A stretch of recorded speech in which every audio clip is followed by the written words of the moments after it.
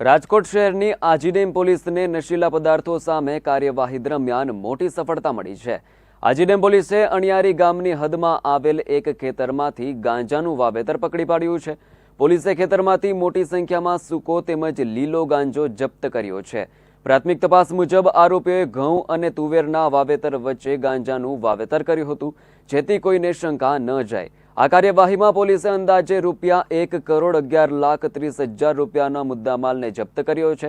સાથે જ ખેતરમાં ગાંજાની ખેતી કરતા હાનાભાઈ સવાભાઈ ગાબુ નામના આરોપીને પકડી પાડવામાં આવ્યો છે।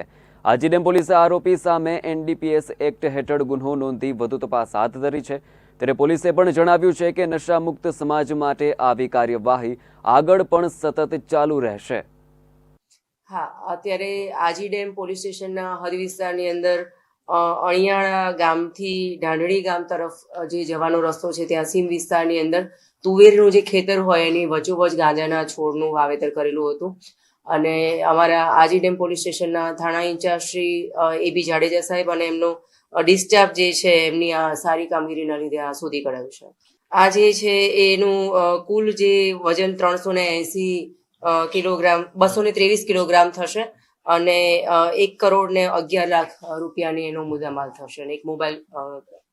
હાલમાં તો જે ભાગીઓ કહેવાય એટલે કે ભાગીદાર જે છે હનાભાઈ સવાભાઈ ગાબુ એને આપણે એરેસ્ટ કરેલા છે અને જે ખેડૂત જે છે એટલે કે માલિક જે છે એનું ઇન્વોલ્વમેન્ટ કેટલું છે એ હજુ તપાસમાં જારી છે। હાલની જે પ્રાઇમરી પૂછપરછ જે છે એ દરમિયાન આ જે હનાભાઈ જે છે એ પોતે 1.5 વર્ષથી આવી રીતે ખેતી કરતા હતા અને એમના કાકા જે છે ચોટીલાના એમના તરફથી એમને આ વાવેતરની પ્રેરણા મળી હતી।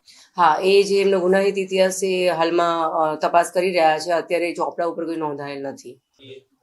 ના, એ પણ હજુ આપણે તપાસ કરીશું, કારણ કે જે રીતે નશામુક્ત ગુજરાતનું અભિયાન આપણે ચલાવી રહ્યા છે એના હેઠળ સ્પેશિયલ ઓપરેશન ગ્રુપ અને તમામ થાણા ઇન્ચાર્જને સેન્સિટિવ કરવામાં આવ્યા છે। એટલે માનનીય પોલીસ કમિશનર શ્રી અને અમારા DGP શ્રીની સૂચના હેઠળ રોજે રોજ આવી રીતે અલગ અલગ મોડેસ ઓપરેન્ડીથી જે પણ ખેતી કરતા હોય કે વેચતા હોય તો એના માટે આપણે કામ કરી રહ્યા છીએ।